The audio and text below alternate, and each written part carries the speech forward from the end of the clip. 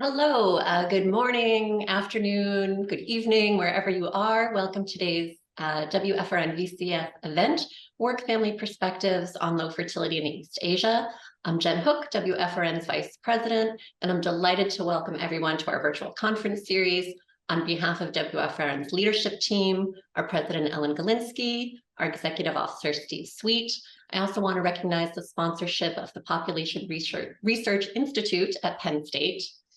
Before introducing our speakers, I want to acknowledge that by joining us today, you're consenting to recording. The recording will be posted on WFRN's website for those who can't join us in person today.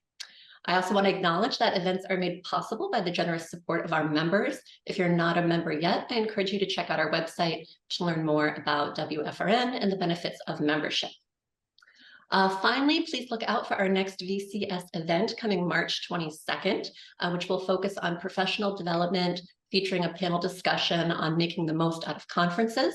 And this is in advance of our in-person conference on June 20th to 22nd in Montreal on the theme Big Questions in Work and Family.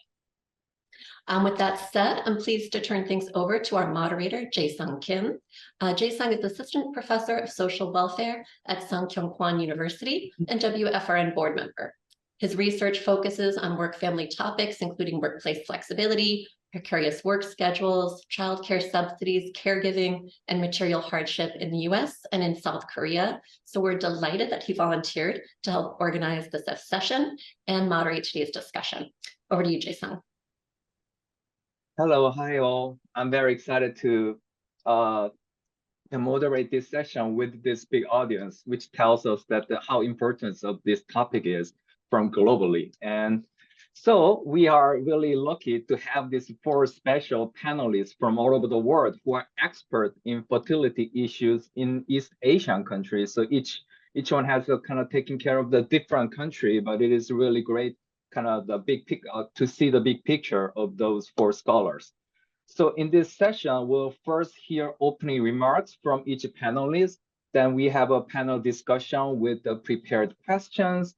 And in the last part, we'll open up to the session to the audience about questions and comments. Okay, so then let's start with opening remarks from each panelist. So each of you have 5 minutes. So please introduce yourself and research, and then provide your initial thoughts on this topic of low fertility issue in East Asia. So who want to go first?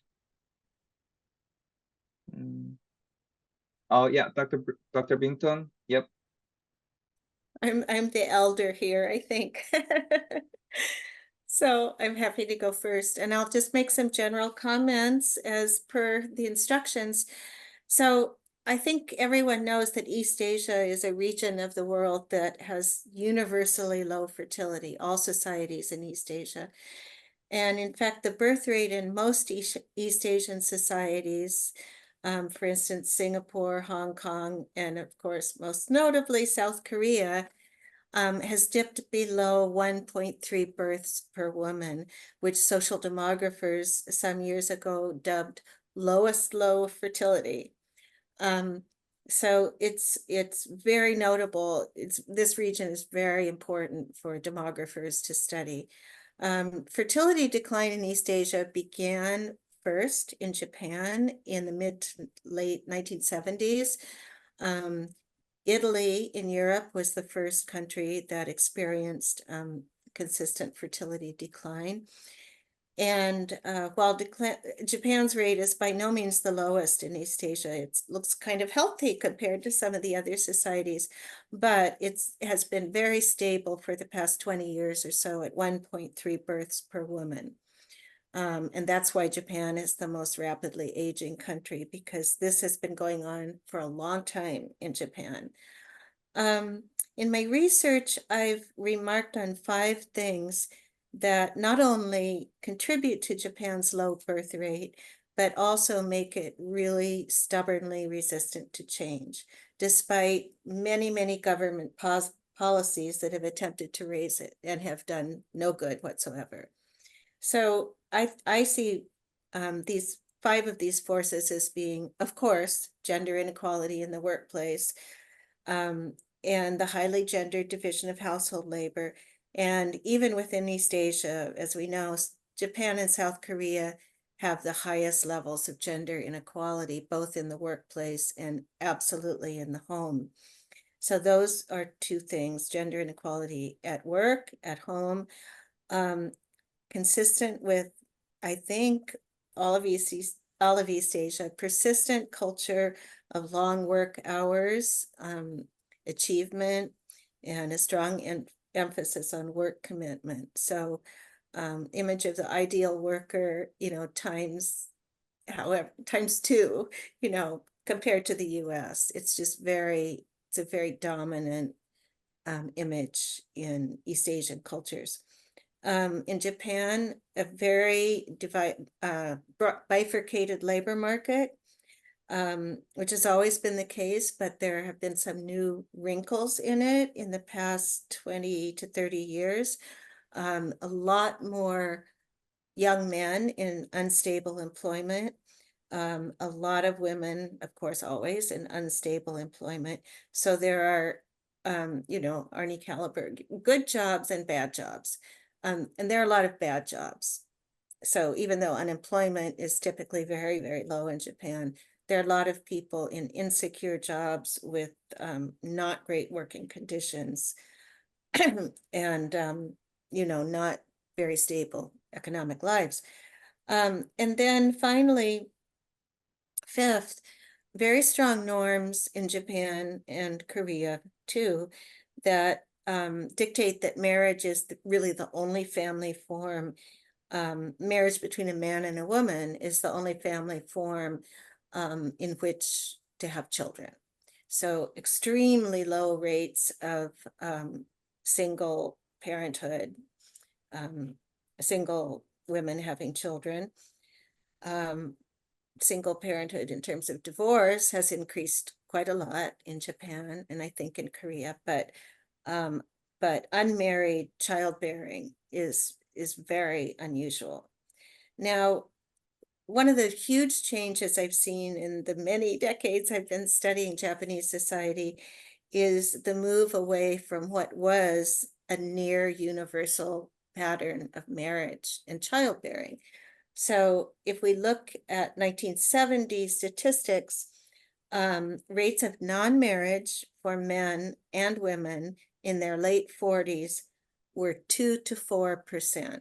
So it was really a society of universal marriage. And we could go much lower actually in the age range because very few people were marrying in their 40s. Most people were marrying, vast majority in their 20s and 30s. But in any case, almost everybody got married and almost everybody had children if they were biologically able to. Now, nearly 20% of Japanese women and 30% of Japanese men in their late 40s have never been married. And I was just reading some, sensationalistic news reports today about sexless Japan. So large proportions of these men and women, men in particular, say that they've never been on a date with the opposite sex. So I think I've written mostly, I wrote a book and published it in Japanese about 1.5 years ago about gender inequality and low fertility. And I wrote mostly about married couples, mostly about the difficulty of dual earner couples having more than one child. But it's very important to point out that a lot of the rise in childlessness, in low fertility, and certainly in childlessness, is due to people not getting married. And within the context of marriage in Japan, the very long work hours, most couples now, married couples in Japan, are dual earner couples, whether the wife is working full-time or not. The era of the Japanese housewife has pretty much been, it's pretty much gone, even though the government doesn't really understand that. And it's very, very difficult for dual earner couples to manage work-life balance, again, given very long work hours, especially for men and for women, if they want to achieve in the labor market. And given the highly skewed gender division of labor at home, it's extremely difficult for mothers to manage everything, to manage work and the household. So in any case, I have, of course, lots and lots of things to say, but I just wanted to mention some big questions that I hope we get to as a panel. They're things that I'm interested in across the rest of East Asia besides Japan and Korea. Obviously, first of all, it's very interesting, I think, and provocative to think about how consistent the causes of low birth rates are across East Asian societies and what particularities there are, you know, in Singapore or Korea or Taiwan and so forth. And also this issue of non-marriage, which again, I personally haven't written very much about yet, but I'm wondering if it's as big a factor in explaining low birth rates in other East Asian countries as it is in Japan. Jim Ramo always says, Mary, you should be writing about non-marriage rather than about fertility, you know, within couples. But, you know, gender inequality plays out in many, many different contexts, and I've focused pretty much on marriages. There's lots of gender inequality there to study, of course. Anyway, a third question is, how can we parse out the reasons for non-marriage versus the reasons for low fertility within marriage? Are they the same? Are they different? And then, of course, I hope we get to the issue of policies. I think Japanese policies, which are continuing to fluctuate as we speak, I think they've been pretty misguided, and I have a lot to say about that. So I'll stop here. I have no idea how long I talked. No, you're good. Okay. And then who wants to go for next? Yep, Dr. Alice Cheng. Hi, everyone. It's a great honor to join this panel. I think Mary just basically touched upon all the key issues that are happening in East Asia.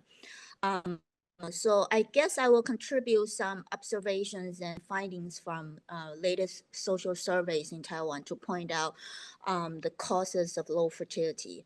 As Mary just mentioned, non-marriage rate is rising. So if you looked at the proportion of never married adults across all marriageable ages, let's say from 20 to 49 or even 54, it's been increasing rapidly over the 3-4 decades.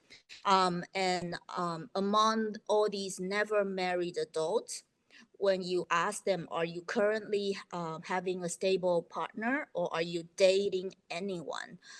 One of the latest surveys in Taiwan showed that about 60%, even 70%, if they're in their early 20s, they would say 70. It's about if they're in their 40s, it was high 70% with where nobody, where the young, where the man or woman, single man or woman would say they have no partner next to them or they're not dating anyone. But of course, the never married proportion in every age group is different. So it would be about 90% for the early 20s, up to down to about 20% in the late 40s. But for all these groups, 60 to 70% of them have no partner. So then if the prerequisite of having children is marriage, then how would you step into a marital union if you're not currently dating anyone or even having a stable relationship? So that's one key reason. And then when you further ask them why, what kind of obstacles or difficulty you face when trying to find a partner or a dating partner or marriage partner, they will say that it's hard to find someone who has compatible value systems or who can get along with you. So this is the top two most cited reasons. So I think these two reasons, of course, sound somewhat precise and somewhat vague, but I think it's what's hidden behind it is the different speed of how the society and women adapt to women's new role and new achievement in East Asia. I think the role of women in terms of their educational attainment and their occupational success has increased so fast over the 3 decades. That you know, that's part of the result of industrial upgrading and also expanded higher education. But you know, in one way, the older generation, which would be the parent generation of these young adults, and then the young adults themselves, are not seeing the change coming. So they are still, in a way, having this traditional expectation of how ideal motherhood and wifehood should look like as in the old day, while on the other hand, you know, women's role have changed. There's no way they can devote 100% of their time to their family. They have to spend part of it, if it's not at least half of it, to their workplace commitment. So this is creating a lot of tension in how they negotiate their intimate relationship and how they proceed, you know, in terms of their life plan. So I think a lot of these are not really well studied. And I see the reason why Jim Ramo made the suggestion to Mary that, you know, we should study more about the single population, because they are indeed dictating the future of how fertility levels are going to turn out. For example, in Taiwan, for all the married couples, if you follow them to their early 40s or even late 40s, they're still having very close to replacement level fertility, which is 2. And when you look at the parity distribution of these couples who are almost finishing their reproductive career, 60 to 70% of them are having 2 children. So it's about 50% having 2, another 20 to 25% having 3 or 4. So married couple who have only 1 child is not a majority, about 20% or 25. Married and having 0 children is even fewer, although it's increasing slowly from 4 to 5% to 8%, depending on the age of the cohort. So I really think that the group of people who enter marriage are the people who are ready and able to form family, and this family includes children.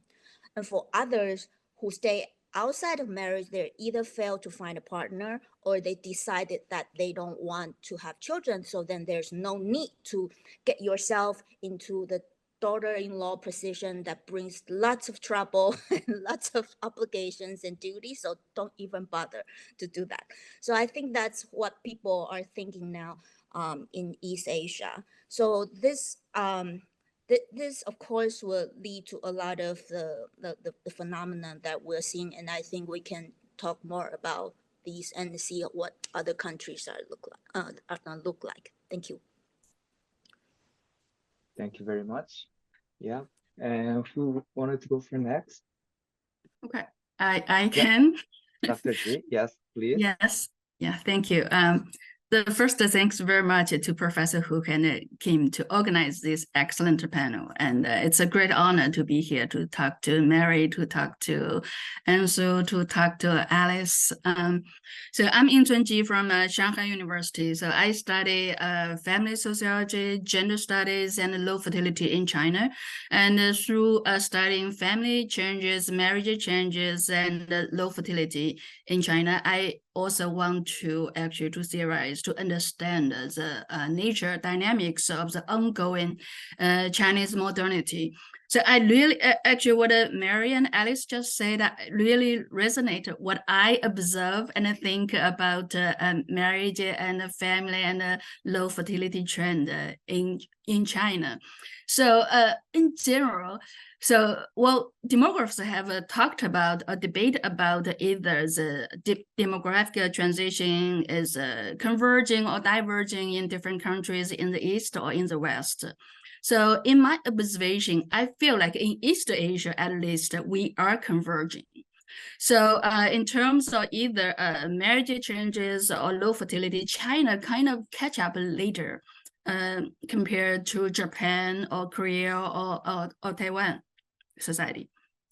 So particularly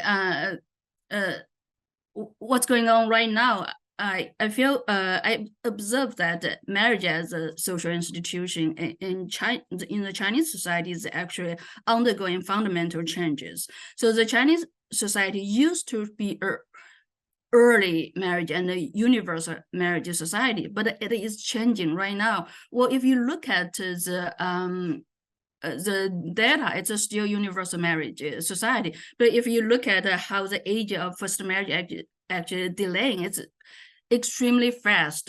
So just look at the data between 1980 to 2010, 30 years. So age at first marriage only postponed for about 1 year. And then between 2010 to 2020, so it changes, it's postponed almost 4 years. So the whole society is actually changing, and especially among young men and young women, the Generation Z, the Gen Z women.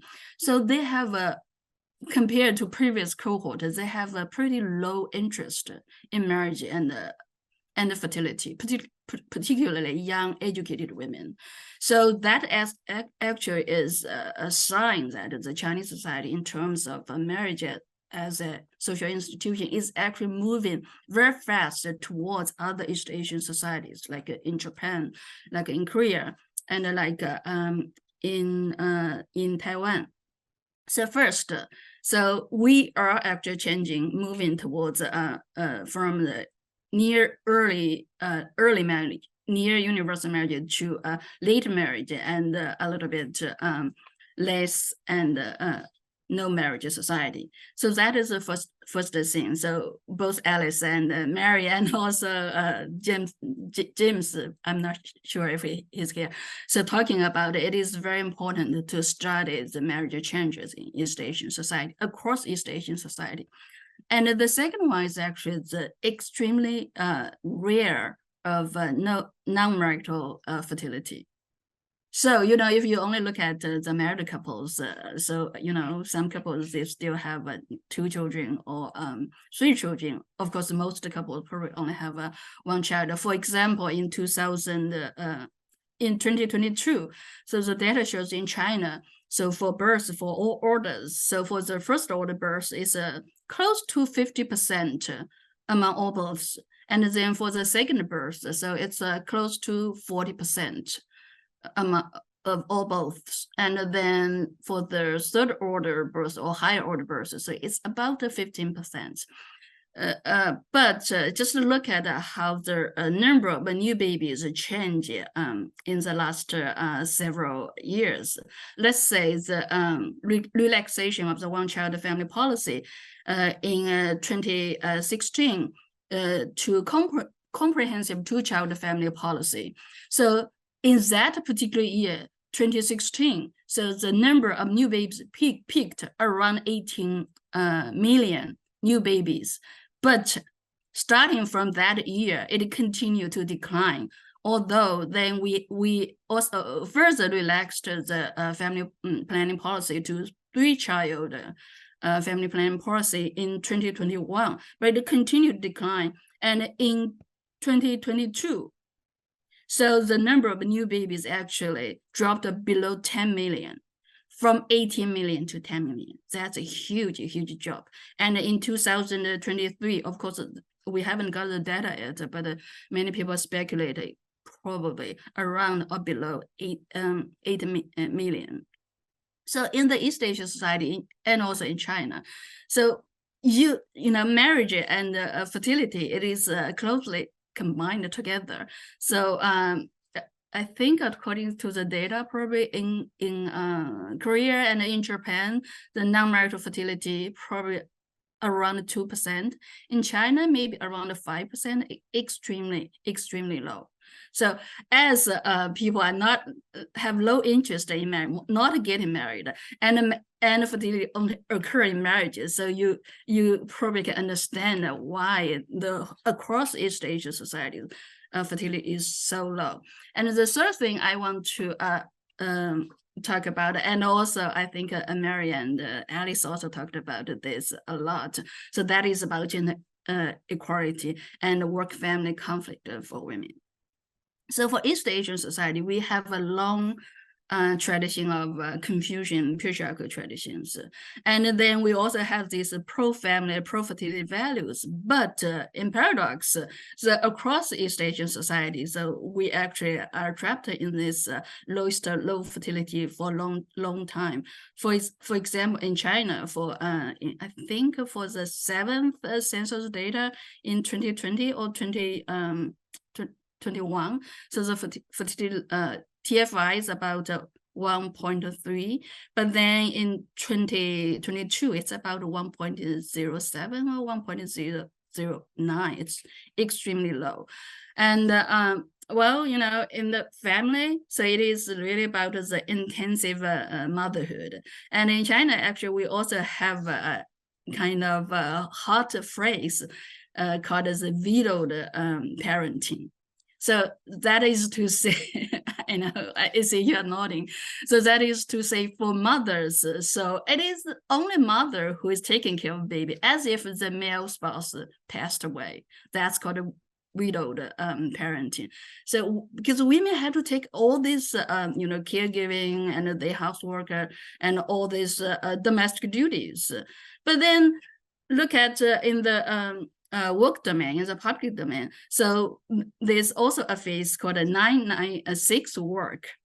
So what does that mean? So for a worker, for employee, you have to work from 9 o'clock in the morning to 9 o'clock in the night every day for 6 days a week. So overwork, long time work, it's expected and to a degree it's accepted.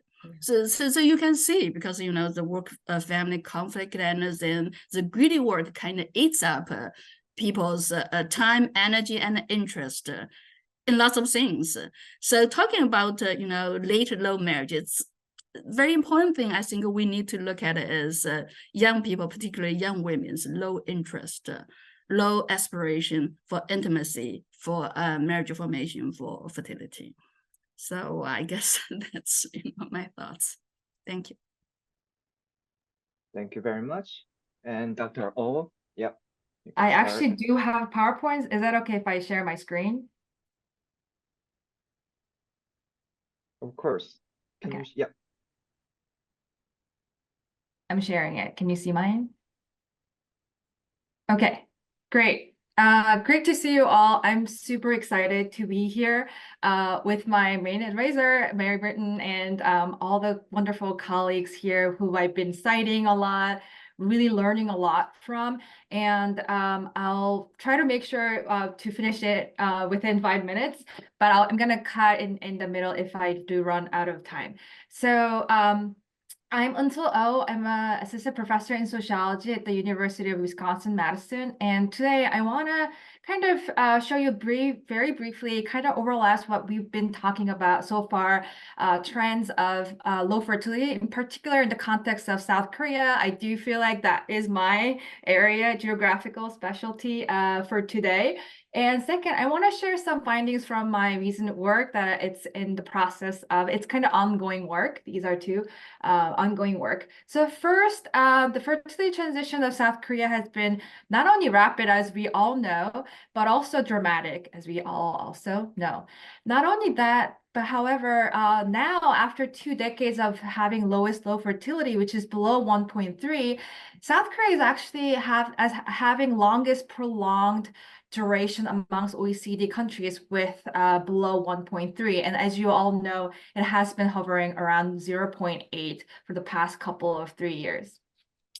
And there have been important changes in fertility patterns across different cohort groups with women. And I'm basing my these three key aspects that we want to kind of emphasize and note coming from Huang's demography article. So for women in South Korea born before the 1960s, the reason or the correlations between their backgrounds with their fertility as well as marriage is actually a little bit different from women who were born in the 80s, is what she finds. So initially in South Korea, the fertility decline was mainly due to married women having later or fewer children. They were having fewer kids, not having 3 or 2. Now they have 1. However, later for younger cohorts, the later decline or the prolonged decline was actually more due to the increase in non-marriage rate. And what is interesting is that the most recent cohort, it's not just the non-marriage rate, but also due to an increase in married childlessness in the context of South Korea, especially those who were born in the 80s.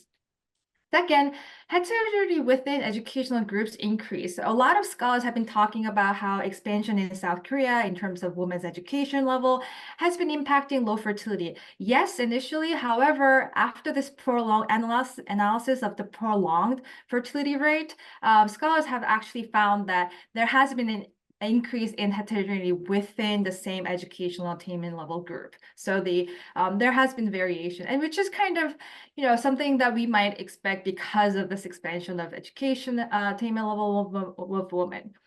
Lastly, it is quite interesting how there has been negative association between women's educational attainment level and marriage and fertility for the 60s cohort group. However, beginning from the 70s cohort group, there has been an inverted U shape. In other words, there are two kind of polarization going on. So for those who are in their 40 to 44 in the era of 2020, 30% of middle school graduates and graduate school degree holders are childless. So we do see these two polarization or two different groups that are very different in terms of their educational attainment level.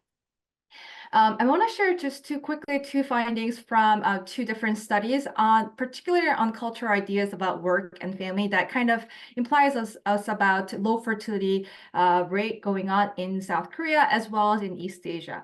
First study is called Vanguards of New Gender and Family Norms, and this is my own study. And based on analysis of 130 in-depth interviews with Korean women from diverse backgrounds, coming from different educational attainment level as well as income level, there is an increase in ideological polarization about gender and family norms. And at the center of polarization, I find that lies different standards on whether female achievement is a human capital to be invested for the family versus her own status. So there has been a very interesting kind of breakthrough in how women define their success.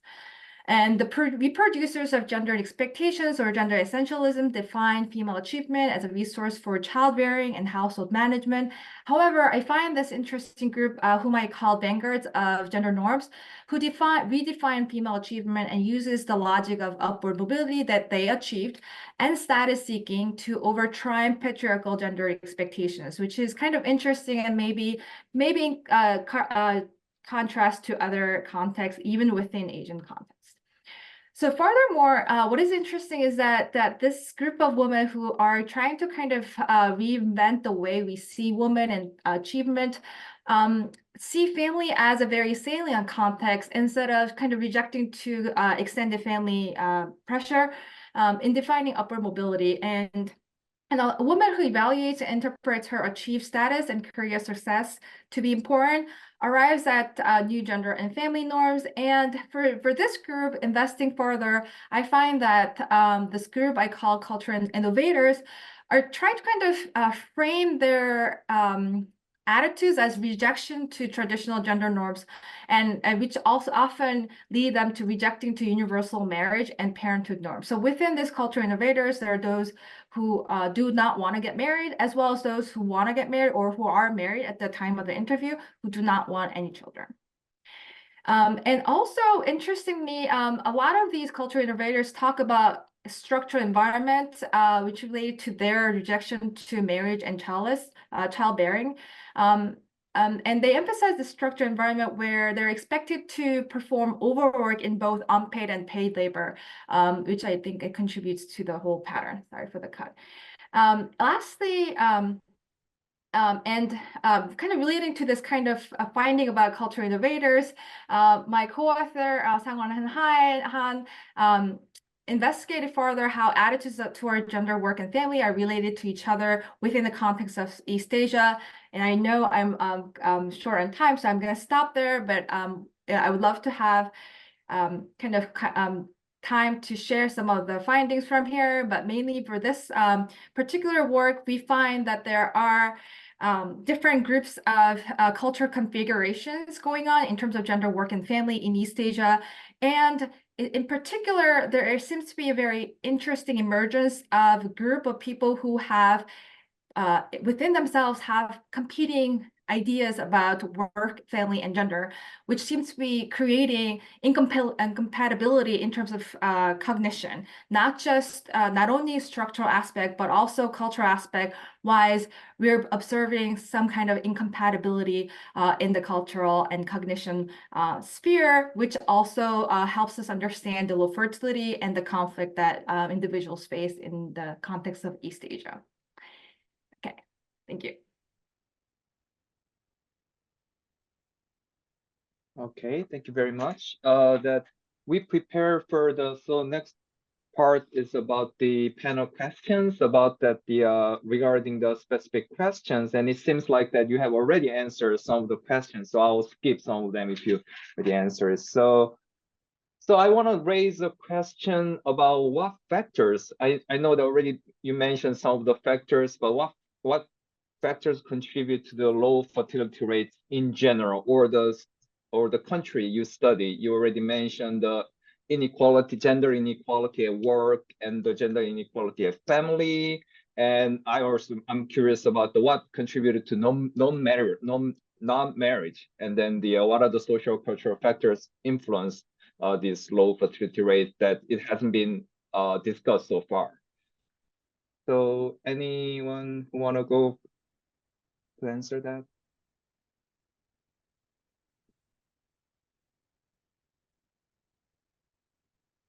Yeah, Dr. Cheng. Hi, maybe I can share a little bit more about the situation in Taiwan.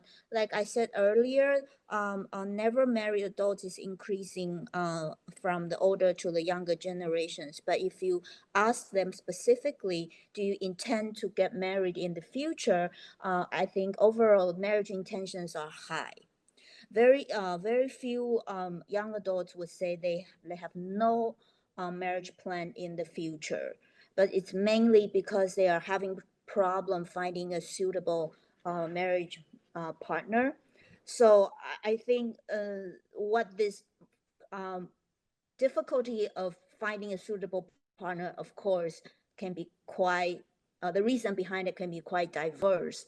And I suspect that a lot of that is because of this coexistence of traditional value versus new role of women. I think that's something probably is also happening in other East Asian countries. Let me take one example to share is the age preference. So we know that marriage have been postponed to later ages, to early 30s, and for some highly educated women, it will be above age 35. But in East Asia, once women get past their mid-30s, they're considered less ideal marriage partner in the market because the unfortunate, practice of the medical and public health system has been kept saying that the golden ages of reproduction is between 26, 28 to 34. So this is creating this very strong discrimination against women in advanced age women. So this is unfortunate because for women at these ages, they are economically stable and they are ready to get married. But if they don't have a partner at the time they are ready to get married, it's very difficult for them to find partners. So I see when so when we look at the age patterns of married couples, the age differences between married men and women, the gap is shrinking, but there's still a very clear preference that when women get older, they can only marry men who are much, much older than them. And if you look at the same graph plotted for Sweden, for England, or even for the US, it's nothing like that. So there's a very special J-shaped trend line in Taiwan. So I think that's something we can think more. Okay, I'll stop here. Thank you. Thank you. Any other? Yep, Dr. Brinton. So this is very interesting, what Alice said, because very recent Japanese data are starting to show a decline in the proportion of young people who say they eventually want to marry. So for a long time, the percentages were very, very high, 80 to 90%, but they seem to be dropping now in the last maybe 3 to 5 years. So, it sounds like Japan is kind of the vanguard of all of this. And I don't know, young people are becoming less interested in marriage per se. And I think it's difficult to overemphasize overwork, because in urban areas, many Japanese men and women in their 20s, they're working long hours if they have a good job, right? We all know that means a very long work hour culture, and they're exhausted. So, if you think of your most elite, high achieving, I'm on the East Coast, and, our most high achieving elite status hungry students go to the big consulting firms, of course, and to banks, and they work crazy hours. And that's, again, kind of magnified, I think, in East Asia. People work really long hours. And so you don't really want to try to go on a date that starts at 9 p.m. And you don't have a lot of time, to be looking for a mate. And a lot of young people say on the weekends, they hang out with a few of their same-sex friends, watch movies, and they sleep because they're so exhausted. So overwork culture, I think, is really, not only is it detrimental to family life, but I think it's, it makes young people's lives very, very stressful. And as we all know, you kind of need to make it, in East Asia when you're young. You can't really, that's another thing. I wasn't thinking I would talk about this, but it's very hard to remake yourself in your 30s or 40s. It's hard to do it in the US too, but it's much harder in East Asia. I feel like you have your one shot to be successful. And so that's what a lot of young people are thinking about, in their 20s. And then at the other end of the class spectrum, as I mentioned earlier, in Japan, there's a whole layer of less educated, high school educated, or that's mainly what it is, high school educated, or maybe 2-year college educated men and women who are in unstable employment. And gender norms are changing a bit, but there's still a big gender wage gap, right, in Japan and in Korea. And young women expect to marry a guy who's making more money than they do. And a lot of these men in unstable employment are not making much money, and they don't have a stable future. And so the economic reason is very, I think it makes a lot of young men just lose interest because they feel like they themselves are not good prospects on the marriage market. And they're similarly, low-educated female counterparts feel the same way. These men are not the guys they want to marry. But if you want to marry up in the educational hierarchy, the highly educated men are marrying highly educated women. So the reasons for, in other words, I think I'm saying in a very long-winded way, the reasons for non-marriage are, there's a lot of heterogeneity, and I think it varies across the social class structure. And again, the young men, I wrote a book, like a long time ago, it feels like a long time ago now, about the lost generation of young men in Japan. These guys lost out, they didn't get a foothold in the labor market in the 1990s because the Japanese economy had tanked. And a lot of these guys are the guys who are still single at age 50. They're never going to get married. Some of them are still living with their parents. It's they didn't make it, and so they weren't able to get married. So that strong gender norm that the man is the breadwinner in the family, it exercises influence on people, and especially again on the less fortunate young men in the society.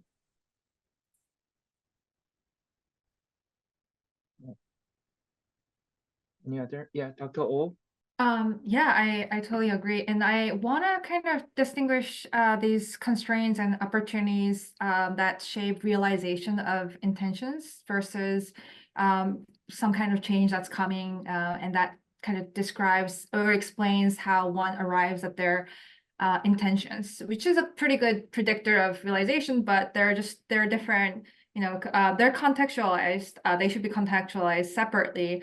And I agree with Mary, what's happening in Japan is also slowly being found in Korea as well, that intentions and actually shared norms about family formation and having children, whether you agree to or not, has been changing. In other words, perhaps the realization is difficult and there's limitation, and mainly that is explained by a socioeconomic factor, combined with this gender ideology about man has to buy a house when getting married, and you need this much of money to raise a child, you have to send these kids to all these great schools. So that's related to realization of your intentions. If you want to have 1 or 2 children or get married, or want to get married but can't find someone.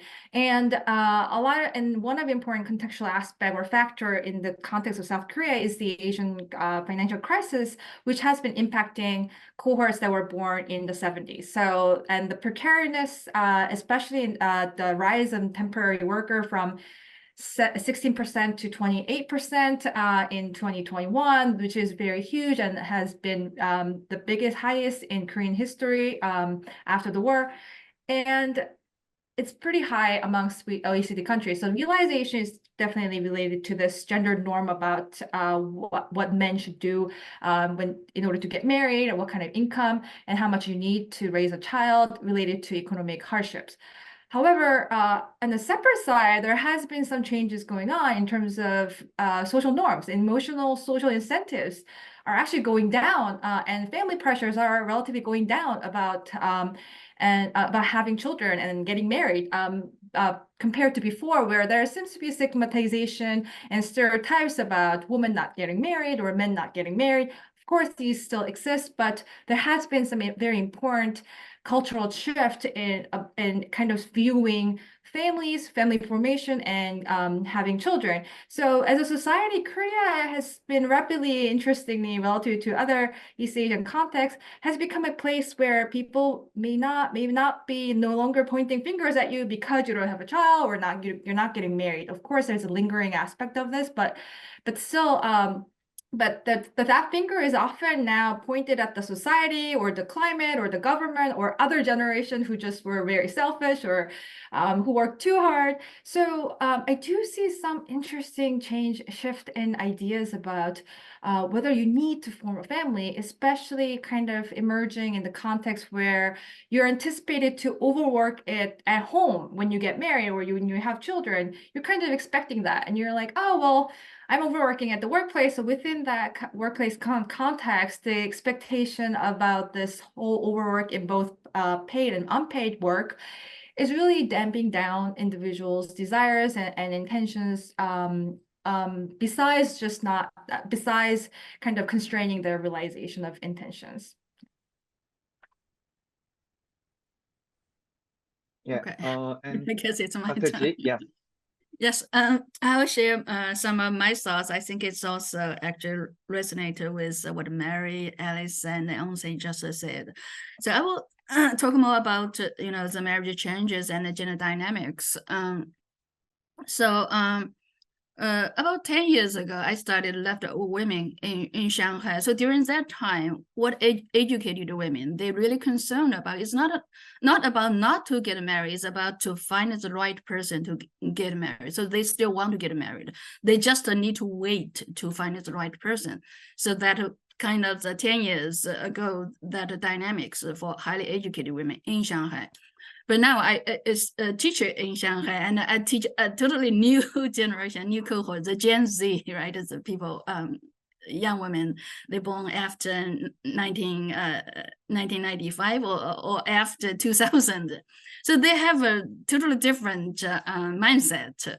So it's not really about, to wait for the Mr. Right. It's like they don't really have interest in marriage. Of course, it's not everybody, right? So still, according to the data, still majority of young people still have high expectations of getting married. But among this young cohort, the percentage that they don't want to get married actually increased greatly, especially among women born after 1995, educated women, college students.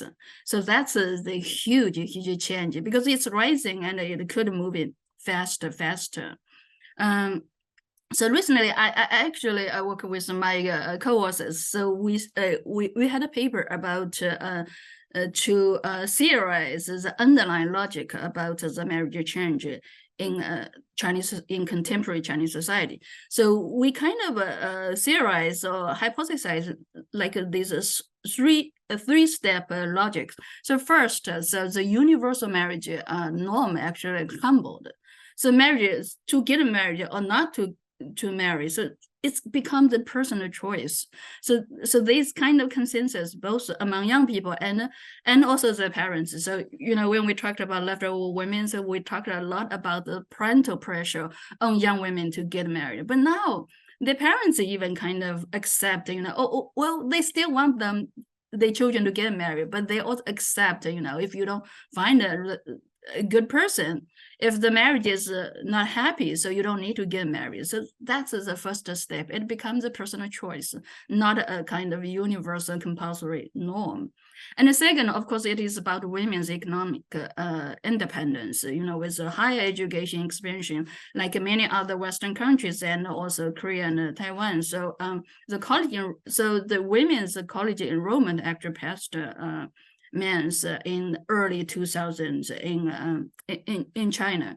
So the young women, they have higher education. They also have the economic independence, but there is a slight difference between the Western countries. So China had this one-child family policy for 35 years. So the parents, they started to learn to invest on their single daughter. So that is very different from the patriarchal tradition of the son preference, the patrilineal inheritance, and all these things. So the bonding between the single daughter and their parents, particularly the mother, are very strong. So as the young women, they gain the economic independence. Actually, their family origin, they also support them financially. So remember, traditionally, so the family's financial support is only for sons, not really for daughters. So this kind of very, very strong economic bonding, actually expand young women's economic independence. So, if they don't find the right person, or if they in the marriage, but it's not a happy marriage, they, they just have the economic foundation to work out or not to enter this institution. And the third one that is very important, that is actually related to the gender dynamics. Because, the women, their college enrollment surpass men, they gain the economic independence. That's kind of new thing, right? At least, since the early industrial revolution. So it's a new thing. So the society and the men as a group, they're not used to it. So that's kind of, I think, is consistent with what Arlie Hochschild and Paul England talked about, the stalled gender revolution and uneven gender revolution. So men and women, they have very different incentives about the women's economic independence. Then they also have different aspirations and incentives about the gender egalitarian ideology.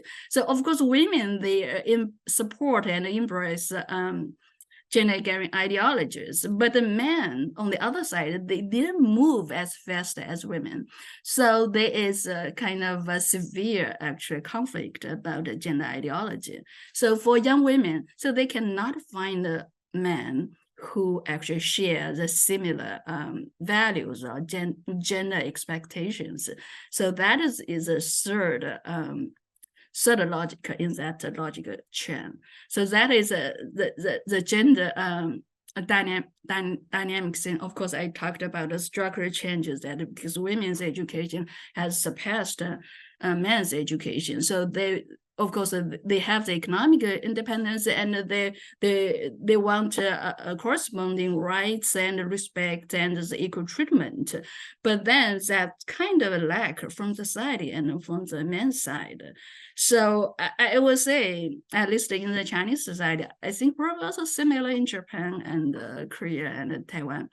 So the gender dynamics that is at this historical critical moment, and it affects, shapes young women's their aspirations, their interest in work, in family, in intimate relationships. So that's probably helps to understand why young people, particularly young women, they have low interest in marriage, in fertility. Let me just give an example, and then I will end. That we need to move on to the next question, okay. Given the time. Sure. Oh, sorry about that. Yeah. Sure. Sorry. No problem. Yeah. It's really interesting to hear the different the background factors, the social, economic, and cultural factors contributing to the issue. Then now we are moving to the government. What does government do, and what is working and what is not working? That's what we really wanted to hear from you, that any particular evidence is strong or why it is failure. So those are the questions that we have. So who want to go first?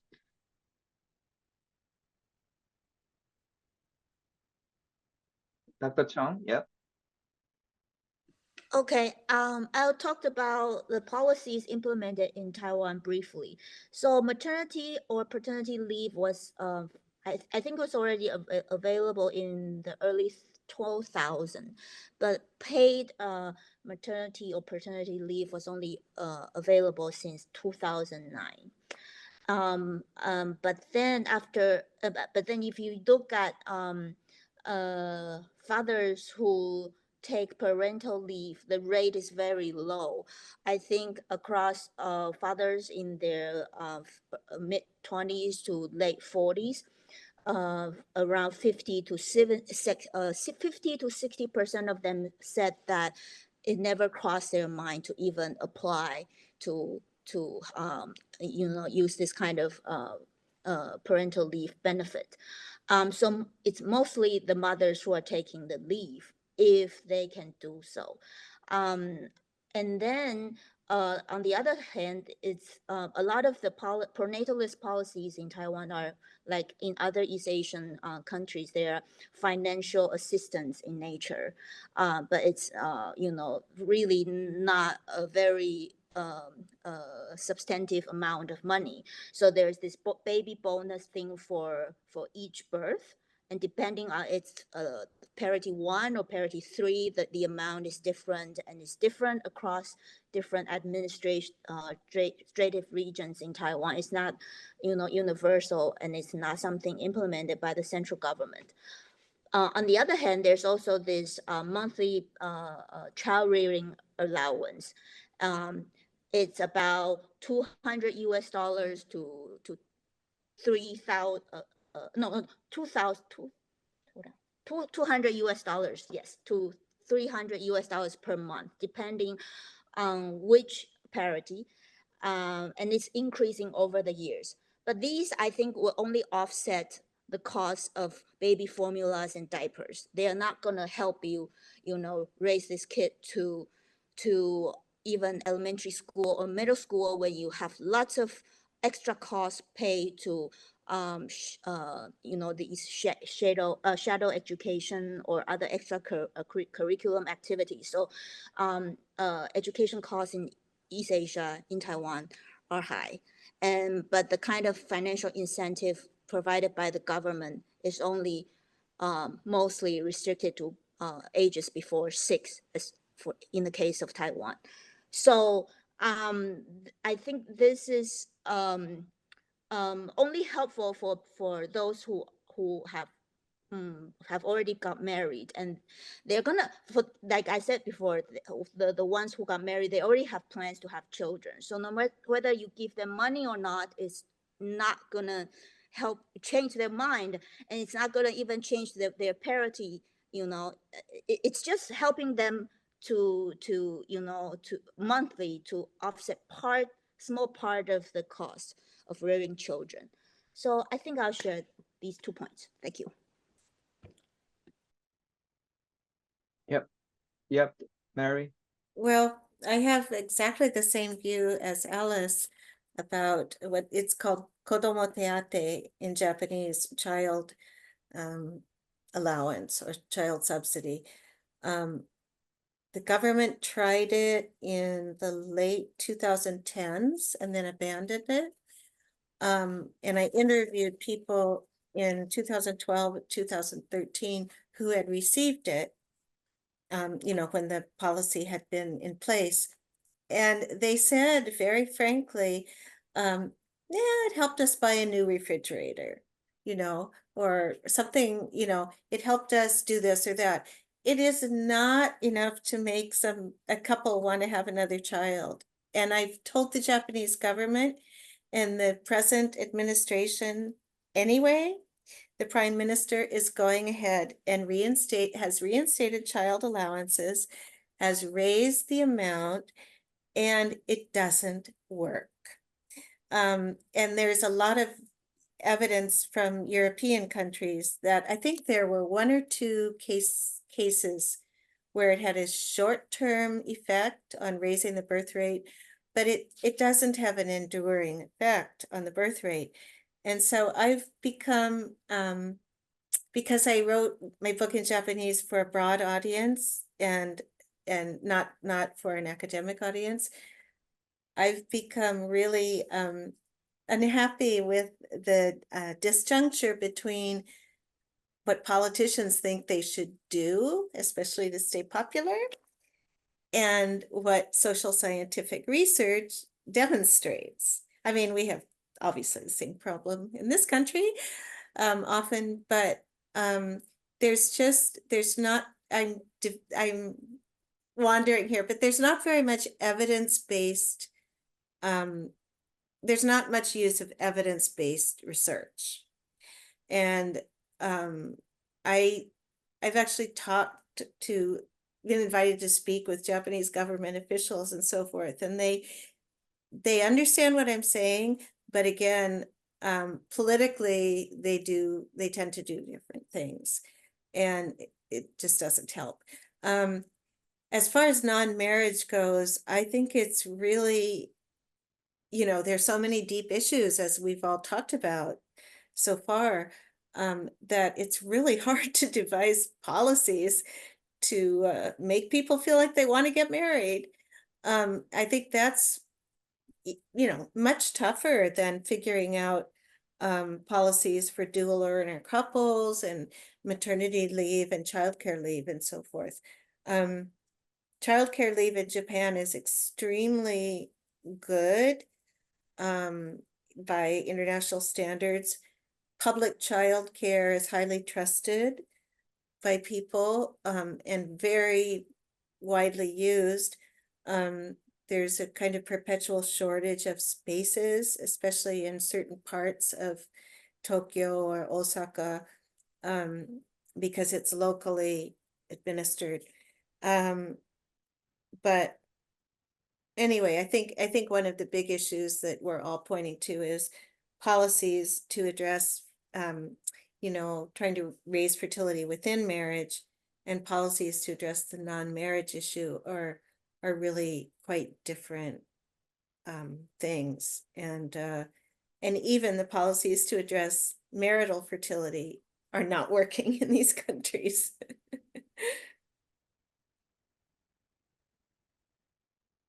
Thank you. And Dr. O? Yeah, so I just have a short comment. So based in Korea, similar with other countries, the child allowance hasn't really been working. And overall, a lot of historical sociologists have been arguing that, you know, similar with other countries, the policies tend to overall work when you want to damp down the fertility rate, but it's really hard to operate to increase fertility, as we found out in East Asia. The context of East Asia. Although Korean government has been increasing almost 10 times in their public family spending, putting in international comparative context, it's still half of what other OECD on median spend in family spending. So although they have generous leave policy and paid leave policies, and they're spending, increasing their spending on family support, it's relatively a small amount compared to other post-industrial societies. So that's and one thing to note. The other aspect, as we social scientists know, that these policies have long way to go, right, to reach to individuals and the context in which they make intentions, construct intentions, and realize their intentions. And a lot of these policy implementations or limitations comes from, based on my own work, from workplace culture, of course, and especially overworking culture, which Korean government has try to kind of dismantle by using this shutting down system, so that all the companies shut down their computers before 6 or before 7, which hasn't really been working a lot. And one of the processes that's not working is what I find with my paper with Moon is that there's this idea, expectations, and whole culture that's kind of interwoven with relationship in the workplace, where you kind of use these parental leave policies and they're generous, but you come back as a mother, but you have much more work at home. The household is not helping you to work more at the workplace, but you kind of want to compensate for your leave and the usage of this generous leave policy by kind of, you know, doing more work at the workplace where it's already overworking, and you're in the end you're overworking more when you come back after using the leave, which kind of really creates this huge conflict for a woman. And it's not because they feel pressure or they have much more work at home and at the workplace. It's more that the fact that they want to work more at the workplace because they want to compensate for their leave, and they kind of want to show that they commit to this workplace, and within this culture of overwork and, you know, this commitment ideology existing, in the end they kind of really struggle, and some of them quit, even though there are a lot of leave policy that they can use. So as we know, as work and family scientists know, that workplace policies, especially policies starting to be implemented at specific firm for specific jobs, we do really have to investigate what is the actual context in which individuals approach these leave policies and actually use them, and then what happens after that. So a lot of procedural analysis should be conducted in order to know what's happening and what's not happening. Of course, I'm not arguing that we don't need the policies, but definitely about workplace culture and conditions matter in shaping these policies, as we know. Great, thank you. And Dr. Ji? Yes, I will be short. So for China to take the pro-family, pro-fertility policy measure is kind of new. I would say to a degree it's kind of started after the initiation of the comprehensive two-child family policy then. And it really varies for different provinces because kind of it's up to the province to different measures. Like, you know, of course, there are multi-dimensional measures like regarding reproductive health protection, time support, monetary support, service prevention, employment protection, and also promoting traditional family values. That's also kind of big thing. But we have to put all these measures actually in the context. The overall context is the fertility is on the rapid downward viral. So for example, let's look at it. So the government is really doing lots of work to building more kindergartens for children 3 years old. 3 years old and above, but the issue is that because of we don't have enough new babies, you don't need that many kindergartens. For example, like in 2019, right? So the enrollment of a kindergarten for the 3 years and above, so 3 years old and above, so it is 73%. And then in 2020, so that's an increase to 80%. But in 2022, because last year, right, the population actually decreased, so the number of new babies actually decreased a lot. So actually in 2022, so the number of kindergarten actually also reduced by 5,000 the nationwide because they don't have enough babies. So that's kind of paradox. You have to put it in context, and I also agree that actually the government need to take more measures. Okay, thank you very much for your answers. And given the time, that I think this is time that we can open up to the audience. Does anyone have a question or comments for general question or any question to specific scholars? It's all welcome.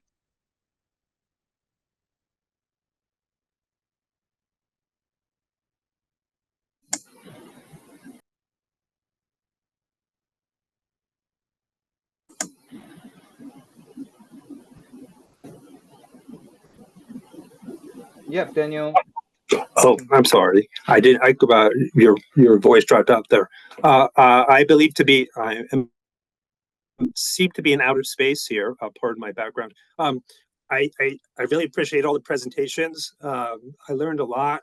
I'm convinced that fertility is low everywhere in East Asia, and the forces seem to be fairly similar. But I started looking at the United Nations World Population Prospects, as well as the U.S. Census Bureau's international database, which I work on. And I'm noticing that there are some pretty big differences. Japan appears to be an outlier because the total fertility rate is so high. Only recently has it dipped just a little bit below 1.3. And at the other hand, you have South Korea, which is super duper low. It fell last year, if I understand correctly, to 0.75. So that's a half a birth difference between the high and the low. So is this due to marital patterns or economic conditions, or could values come into this possibly? I don't really know, independent of economic factors. So that's sort of open to the panel. What could account for this half a birth difference between the high and the low? Thank you. I have a simplistic answer. We'll take it. Which Eunsil will laugh about, probably. Everything in Japan goes slowly. Everything in Korea goes fast. I mean, obviously that's very simplistic, but But there's a kernel of truth. I mean, the speed with which fertility has dropped in Korea is just jaw-dropping, and China as well. Japan lumbers along, you know, society is really pretty stable. Gender norms are changing slowly, so they just stay at 1.3. But so as I said at the outset, the problem for Japan is that this has been going on for 30 or 40 years. So the population age pyramid, you know, is not like not like this, right? It's like this, and pretty soon it's going to be like that. It's going to be like a coffin. And I used to show, you know, the age period in my presentations, the population age period for Japan, and I say it's like a coffin. And then I started feeling really bad about it, you know, because it represents a very rapidly aging society. But then a couple of years ago, a Japanese member in the audience said, "Oh yeah, that's what we say too. It looks like a coffin." So yeah, the speed is very different across these societies, and especially Japan, you know, stays stable for the longer period, and China and Korea just chung like that. And I think that has to do with lots and lots of things within society and social institutions. Maybe the other speakers can talk about. Yeah, Dr. Cheng. I would explain it from a demographer's perspective. First of all, I think the key reason is because China, Taiwan, Korea have started the fertility decline much later than Japan. Much so basically, later. basically the tempo effect in Japan just stopped long time ago. Yep. So one thing, if you look at the completed cohort fertility of the 1975 cohort and compare it to the 2020 PTFR, you see that they're very close. That's a clear indicator of zero tempo effect. Yep. But if you look at the 1975 cohort completed fertility for Taiwan, it's almost 1.6, 1.7, whereas in Japan it's 1.4. Another indicator is the percentage of lifelong childlessness among women above 45 or 50. It's 30% in Japan. It's, I think, a bit lower than 20% in Taiwan. So, and also much lower than in South Korea. So I think this is a very complicated dynamic when society is changing in different paces across different ages. So that will create this kind of superficially optimistic, you know, look of the Japanese fertility level, but I think it's not as healthy as you thought it is. Thank you. Just to add quickly, I think the non-marriage rate in South Korea and childlessness amongst the married is higher than Japan, so that's definitely kind of contributing to that aggregated figure. But also, I always talk with Mary about, so relatively, yes, Korea and Japan share similarities in relations to, in comparison to other post-industrial societies. But when we compare these two and try to find some distinctions and differences, there are two things that really stand out. One is whether there's an impact of the rate of change, but the rate of change, societal change, not just declining of the rapid declining of fertility rate in one country over the other, but just overall the compressedness of social transformation that happened in South Korea in multiple dimensions of the society is kind of seems to be a very important context to understand not just the rapidness of the decline, but also the impact of the social transformation or the people's thoughts. So think, for instance, a lot of women in our qualitative data set a long time ago collected in both countries kind of demonstrates similarities, but also there are important important differences in career ambitions, I think, in the context of South Korea, where highly educated and these uber achieving women would kind of really be free from all these pressure. They're like, oh well, I'm a very successful woman. I went to prestigious university. I have a very good job at this law firm. So they're kind of like really a lot of these like status seeking ideas really seem to triumph these gender ideas or some stigmatization about not getting married or not having children, which we only found from very few interviews from Japan, which I thought was really important. One of the processes of many that kind of helps us understand there could be a very important cultural differences that these two societies share. Another one, additionally, really quick, the study done with my colleague on using RCA as analysis shows how Japanese overall in the society, there seems to be a cultural configuration where people have aligned thoughts. In other words, they are either egalitarian or relatively more traditional. Whereas in Korea, it seems like there are a lot of people who have competing ideas and quite not successfully define what they really want. So they're really in the midst of social transformation. Perhaps they're being part of this ever declining fertility. There seems to be something going on with the rate of change and the multiplicity of the change happening in different spheres too. So, but more study needs to be done, of course. If I can just add a comment, it's still the case at the top university in Japan, Tokyo University, the gender composition is 20% female. And that reflects the applicant pool. It's not that fewer women, a lower percentage of women than men are accepted. Many, many, many fewer women than men apply to Tokyo University. And then, as Eunsil said, you look at the top universities in Korea, and men and women are competing for those slots. It's not, so there's something very different culturally, as Eunsil said, about achievement and status seeking between these two societies. As Eunsil said, given all the similarities between the two societies, there are just some really key cultural differences. And I think what Eunsil said about the kind of competing ideologies probably within individuals' minds, it makes total sense to me that is Korea and it's not Japan. So, I'm not a cultural sociologist, I never have been, but there are cultural differences that run really deep, and they're important for us to keep exploring. I would just add one short sentence.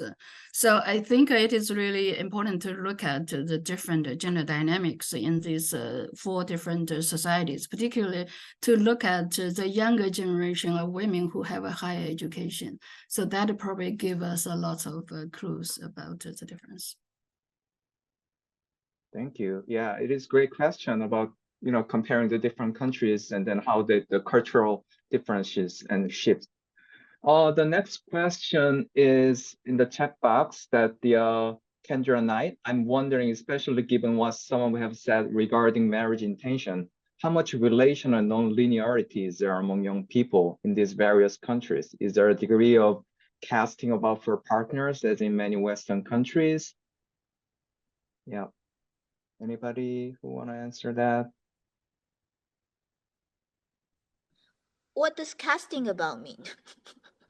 That's a colloquialism, I guess. Are people trying on different partners? Like, I'm interested in the process by which they're testing out value alignment, or particularly women.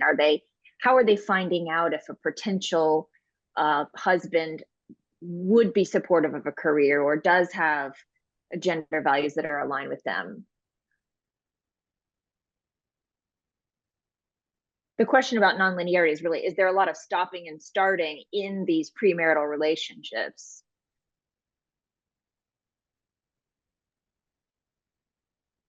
There are not many studies about dating in South Korea, but there has been some increase, of course, evidence on assortative mating. So that's more of a realization part. So, but I know Mary has a paper on dating in Japan. So I'm pointing at you. Yeah, so, but definitely there has been some anecdotal clips and a lot of reports written by journalists talking about this kind of unmet kind of partnership in South Korea, especially for the younger generation. And they use this framework of anti-feminism and feminism and how feminism really divides this younger generation. But also there is kind of increase in unemployment rate for youth and those who are in the younger generation. So there has been some active conversation about how anti-feminism, the rise of it within younger generation is actually impacting this partnership. But overall, though, they are not dating a lot. So in overall, so it's not necessarily you date and you find out. It's more like you're divided. You don't even think about dating that person. So what they're arguing, but not a lot in social science studies as I know. Yeah, I would also say, and here I'm speaking only about Japan, but I've taught in the summer at Harvard has a summer school program at a private university, very good private university in Kyoto, and I taught in that summer program for 4 years. So I was on the campus with Japanese undergraduates, every day, and of course I'm a sociologist, so I'm watching people all the time. I'm watching them eat lunch. I'm looking at what they're wearing and so forth. And so this is a super cultural comment, but compared to our university environments, especially I would say, the kind of upper level universities in the US, there are more same-sex groups, more same-sex, girls or young women with each other, young guys with each other. And that's true of the culture overall in Japan. There are very strong friendship patterns among women. And, men always have fewer friends, right? We know that. But there's this kind of same-sex friendship pattern. It's hard to describe, but it's quite different from the US. Like, you don't marry your best friend. There are people in our data, the big cross-cultural data set that Eunsil and I worked with. There were Americans who said, I married my best friend. No Japanese person is going to say that. So it's, again, I'm being fairly inarticulate, but I think a lot of the emotional connections that women make are with other women, even after they marry. So dating, it's just different. Like, you're not, my sense is you're not sitting there talking about your values, or trying to suss out each other's values so much. It's a different animal to me in Japan than it is in the US. And much less discussion about values, active discussion between young men and women about values than you, again, would see at a lot of American universities. Not all, but a lot. There's just not that much, discussion about these issues from my point of view. Okay, then we are moving into the last question of the sessions, which is from Jeremy. It is about the quantity, like how much does it matter, so that he's suspecting that the subsidy or family allowance is too low. So is it possible to raise the amount of the subsidy would make the change of fertility decisions, or like what amount of it would be sufficient? So I'm open to anyone. Yeah, Dr. Cheng.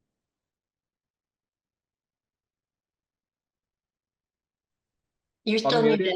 Yeah. Sorry. Okay, I just want to quickly share the results of a study done by a group of economists in Taiwan. So they linked up the tax report.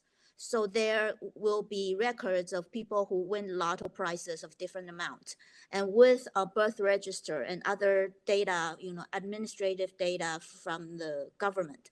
So their conclusion is that it would take 500,000 to make a couple want to have another child after winning some kind of lotto. $500,000 US. Yeah. That's So, a lot of money. Yeah, people are doing their calculation, because when you ask young couples, how much do you think you need to spend to raise a child from birth to adulthood meaning college age, they would tell you 300,000 to $500,000 US. So you see, it sort of match with this economist study. Yeah, that's my answer for Taiwan. I know there is a study going on, ongoing study by a sociologist, Dong-Gyun Lim, who was in our grad school together. He and Tae-Yoon Lim in UW-Madison has been doing vignette studies about testing these different incentives or kind of shock, and they haven't so far found a lot of like they haven't pinpointed this measure or money. But they also found that one of the vignettes asked, like, okay, this will be the population, how the population will look like in Korea. Basically, there will be no Koreans in like 100 years. So, and like as to test the shock of like you're not gonna have Koreans in the future. But that also didn't really shape people saying yes or no to the question. Okay, now do you think you're gonna have more kids? So they're really finding like no as answers, even though they're trying different vignettes to see different incentives, just different forces that might help people to change their fertility intentions. And I think a series of studies have been doing this kind of vignette studies, or that kind of has this hypothetical situation and ask you if you're going to revise your fertility ideals in the context of high fertility rate countries like Africa. But I think it will be a cool idea in the future to conduct such studies too in the setting of low fertility. Yeah. But answer, I don't know yet, but I doubt that there will be like lower costs for Koreans to say. The cost will be very, very high in order for them to say, yes, I'm going to have more kids. Okay, I will just be short. I think probably we should really look at the younger generations, a low interest in marriage and fertility, and in lots of things. Maybe we are just at a different stage of human societies. Maybe we need to develop a whole set of new equations to address these new questions, and then to develop new measures, not just to focus on some narrowing defined measure or directions. Yeah, that makes sense. So thank you all for the 4 panelists. Please give them a big hand. I really appreciate your time, and thank you so much. So Jennifer, do you have any lasting comment, or we are? Not really. I will just thank our panelists. This was such an enjoyable discussion, and I learned so much, and really appreciate you taking the time to share your thoughts with us today. And thanks to everyone for joining us. Yep. Thank you very much, everybody. Have a great evening, night, morning, whatever you have. Thank you. Thank you. Thank you.